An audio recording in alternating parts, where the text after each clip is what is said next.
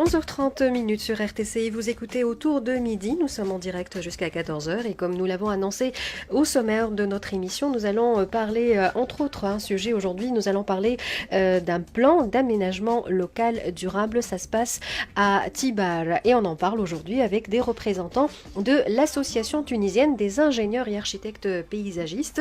J'ai le plaisir d'avoir au studio Fatma Triki, bonjour. Bonjour Mayeda. Et Esmine Tabessi, bonjour.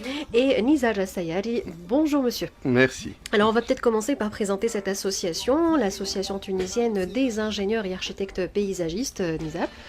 Donc en fait l'association des ingénieurs et architectes paysagistes, la Talaï, a été fondée en 2013 et elle est considérée en fait comme une association professionnelle qui réunit les paysagistes, que ce soit du secteur privé, public et aussi académique.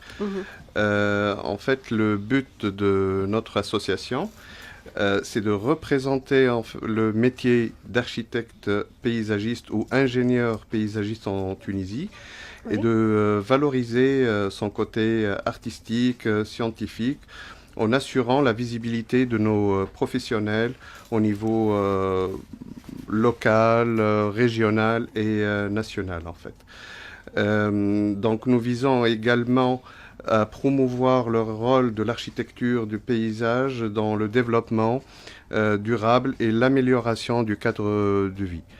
L'association Talae fait depuis 2014 partie de l'IFLA, qui est la Fédération internationale des architectes paysagistes, et on est le 6e pays africain à rejoindre cette fédération. Voilà, donc cette année, on fête le 20e anniversaire du diplôme d'ingénieur paysagiste en Tunisie. Donc le premier diplôme était en 1997. Et voilà, d'ailleurs le 27 décembre, nous avons un petit rencontre avec nos confrères et nos collègues pour dire 20 ans après. Il est où le métier de paysagiste en Tunisie? Et si je vous posais cette question justement, je la poserais peut-être à Fatma Triki. C'est un métier donc qui n'est pas, si on parle d'un diplôme qui date quand même de 20 ans, c'est récent quand même comme spécialité en Tunisie. Oui, c'est considéré comme récent. Et où on est, c'est... Bien, on en reparlera le 27 décembre. Voilà.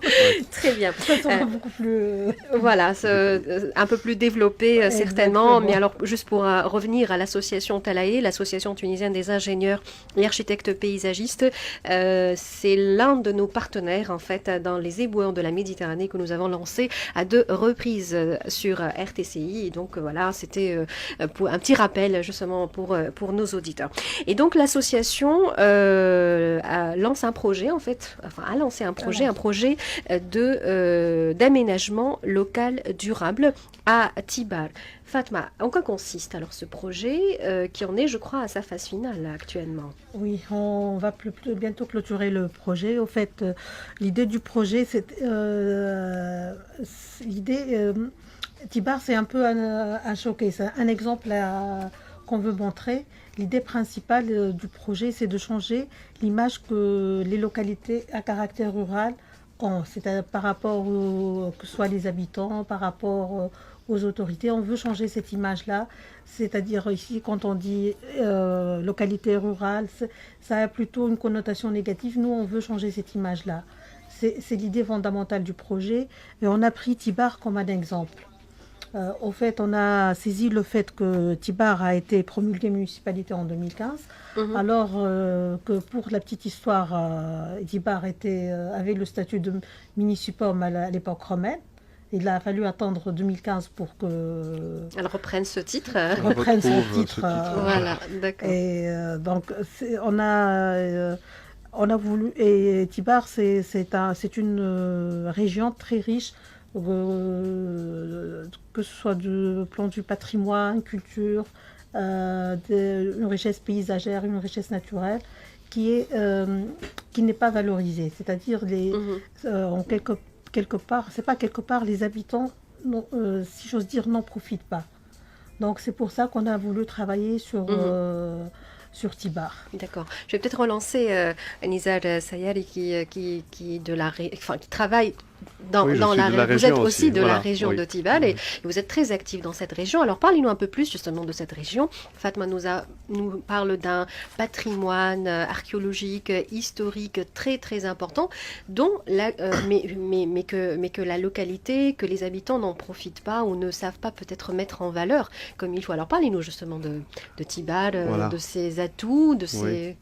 En fait, Tibar, comme a dit Fatma, elle a été promulguée donc municipalité en 2015.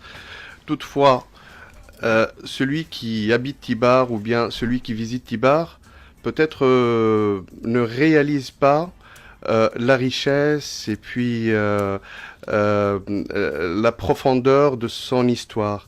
Tibar, c'est un petit village de 11 000 habitants, en fait, toute la délégation. Et puis, ces 3 produits AOC d'appellation d'origine contrôlée, on a le noir de Tibar qui est en vogue actuellement, le mouton noir de Tibar, on a les vins de Tibar aussi, et on a la figue de Djebba. Donc 3 produits AOC pour un petit village, c'est pas rien. Oui.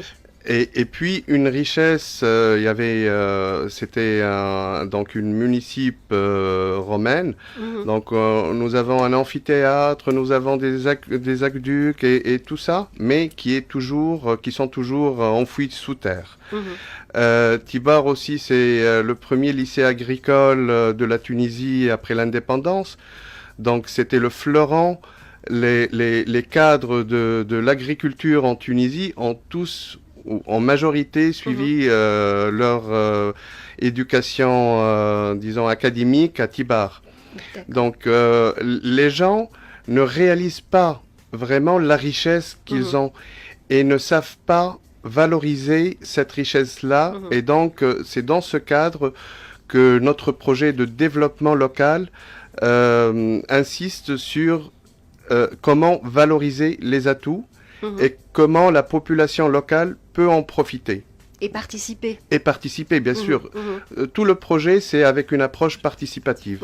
Très bien. Donc, alors, quelles sont les grandes lignes ou les grands volets de ce projet, Fatma Telki?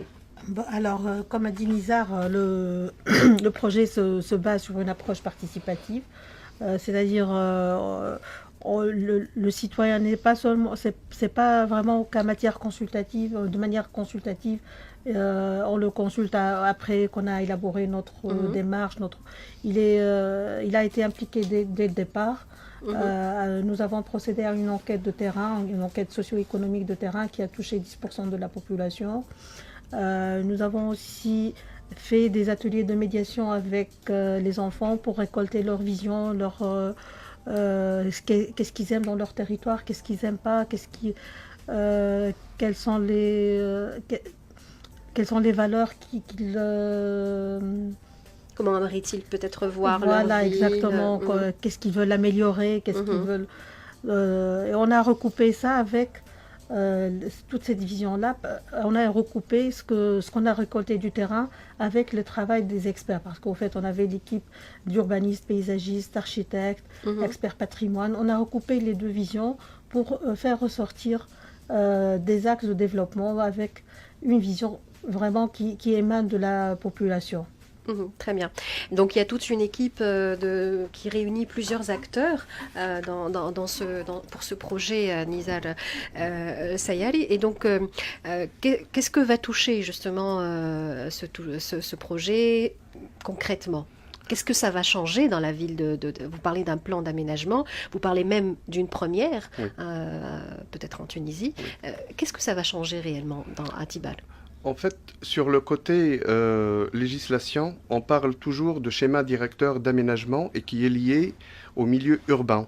Mais on n'a pas, disons, un document d'aménagement local. Et donc avec la nouvelle constitution et le 7e chapitre de la constitution qui stipule pour la gouvernance locale, on est appelé à trouver des solutions, des schémas de développement qui préservent le cachet, qui préserve les spécificités de chaque localité. Mhm. Pour nous, Tibar, en tant que paysagiste, c'est un trésor. C'est un trésor qu'on veut préserver. C'est un trésor qu'on vise que les gens en profitent aussi. Mhm.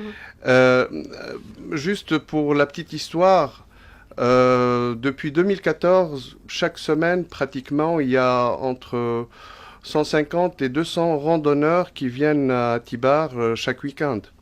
Et on n'a pas de moyens d'hébergement. Il n'y a pas de gîtes ruraux, il n'y a pas de maisons d'hôtes. On a des produits réellement très typiques du terroir. On a le miel. Donc, comme je vous ai dit, il y a plein de produits typiques Produits de la... laitiers, peut-être, si je ne me trompe pas. C'est plutôt Testour et d'accord. Beja. Voilà. Mais oui, mais c'est la même région en fait. Et après, il y a un problème peut-être d'ordre foncier. Mhm. Les gens là-bas ne sont pas propriétaires de leurs terres. Et donc là, c'est un obstacle au développement. Nous, notre vision du développement, c'est un développement qui est soutenu dans le temps. Mhm. C'est un développement qui épuise pas les richesses et les ressources de la région. Et aussi donner des idées et surtout comment faire, surtout pour les jeunes, afin de développer des activités éco-friendly et puis des activités qui mettent en valeur leur savoir-faire et le cadre dans lequel ces activités sont hébergées entre guillemets. Très bien. Donc c'est un projet, j'imagine, qui va s'étaler sur plusieurs années. Ça va prendre quand même... Pour nous, c'est un projet pilote. Oui. Mais on a, je pense, plus que 80 communes locales à vocation agraire qui ont été promulguées depuis 2015. Et donc, c'est un terrain assez important et on peut... Nous, notre finalité par rapport à ce projet, c'est de donner un outil d'aide à la prise de décision. Pour les communes, pour les élus, dire que voilà, on a ce potentiel, comment on doit agir afin de fructifier ce patrimoine en quelque sorte. Voilà. Très bien. Et donc vous avez impliqué les citoyens, j'imagine la société civile locale au niveau de Tibar, Fatma. Oui, bien sûr. On a, les autorités. Certainement, c'est-à-dire on a fait des réunions avec les associations, avec les citoyens, des focus group avec les citoyens. Bien sûr, on a abordé les autorités au niveau local, régional et même national pour les impliquer parce que, comme l'a dit Nizar, il n'y a pas que Tibar qui est une municipalité à caractère rural, mais il y a 86 municipalités qui sont à caractère rural et nous, on se veut être un projet pilote qui peut être dupliqué après. Voilà. D'ailleurs, dans le cadre du projet, on va publier un guide, Best Practices Guide, qui va regrouper, qui aura deux volets, un volet qui parle de généralité, c'est-à-dire les bonnes pratiques en matière d'aménagement rural, et un volet qui illustre ces bonnes pratiques-là dans le cas de Tibar. D'accord. Ça, c'est dans le cadre du projet. Du projet, très bien.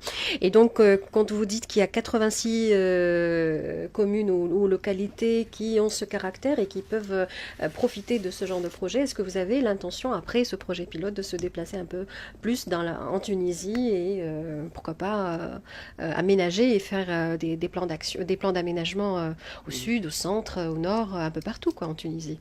Oui, bien sûr. En fait, nous, c'est avant tout, on est une association professionnelle. Et on veut montrer le savoir-faire de l'ingénieur ou l'architecte paysagiste en tout ce qui concerne les plans d'aménagement locaux.